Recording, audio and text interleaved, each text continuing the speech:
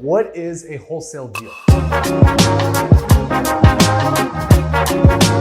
And if you're a beginner, you're gonna appreciate this. If you've done a deal or two and you've watched some videos, you're gonna be like, Raul, this is annoying. I know this stuff. But I gotta say it, trust me, it's gonna get way more complicated. I'm gonna go really in depth and really detailed, but let me just go over the basics. What is a wholesale deal? A wholesale deal is basically a deal, a property that you can get under contract that is lower than market value. Here's a big caveat that a lot of people misunderstand. A wholesale deal can actually be a nice house. A wholesale deal can actually be a house with granite countertops.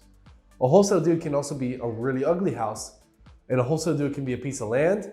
A wholesale deal can be a commercial property. A wholesale deal can be a townhouse, a condo. We've pretty much flipped just about any deal you can think of. So a wholesale deal is just a property that's below market value. A wholesale deal is also a property that investors are willing to pay cash for. What do you mean by that, Raul? Sometimes, as you go in your career and you start selling deals, you're gonna see that you're gonna get a wholesale deal that might be a little expensive, but you're gonna sell it anyways. Like, shit, that wasn't a wholesale deal. Like, it was, you know, it's worth 150 and we sold it at 125. Like, there's no money. If a cash investor is willing to pay for it, it's a wholesale deal, okay?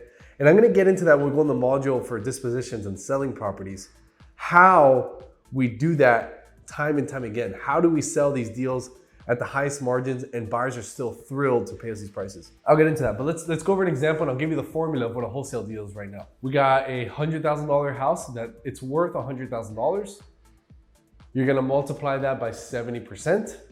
That is a percentage off the price, right? So 100 times 70, that's 70K. You wanna make $10,000 and it needs 10,000 in work. You take that off, so $100,000 house, 70K. I mean, 70%, so that's 70K. Minus 10 for repairs. Let's say it needs 10,000 in repairs. Minus you wanna make $10,000 profit, $50,000 offer, right? It's a very simplistic way. Now, if you're in a hot market or if you're in a hot time, instead of that 70, you're gonna do 80 or 83, 85, depending on what market you're at. This is important. This is important to know. You do not live and die by the 70% rule. You do not live and die by the 70% rule. Why? Because you'll starve to death in some markets and in some areas. Here in Miami, Florida, we gotta buy around 83. Bro, what does this 70 and 83 mean? Awesome question. $100,000 house. 70% is basically 70% off, right? You know when you go to the store, I'm sorry, it's 70%, it's really like 30% off, okay? Meaning you got the shirt for 100, it's 30% off, there's 70% left.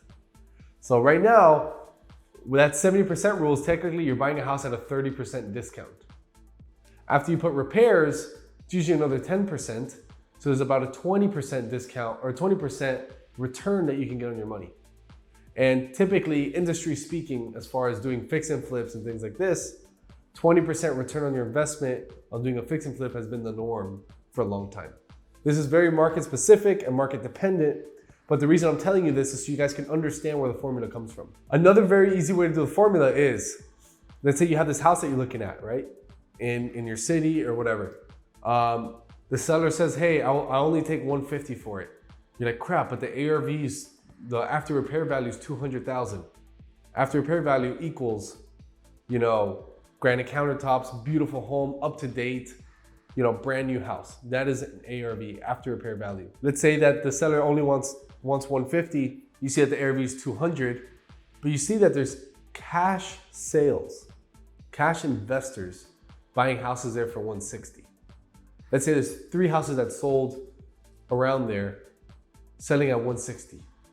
Why wouldn't you get the house for 150 and sell it for cash for 160?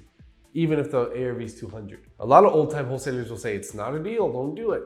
Well, I'm gonna say, yo, if there's 3 cash buyers buying these houses at 160 and they're worth 200, but they're buying at 160, lock it in at 150, sell it to that guy. Who knows why he's buying at 160? Who knows? Doesn't matter. So that is what a wholesale deal is. That is a pretty quick way of a formula. This is how we think of it. This is how I think of it. And this is how you got to think of it going forward.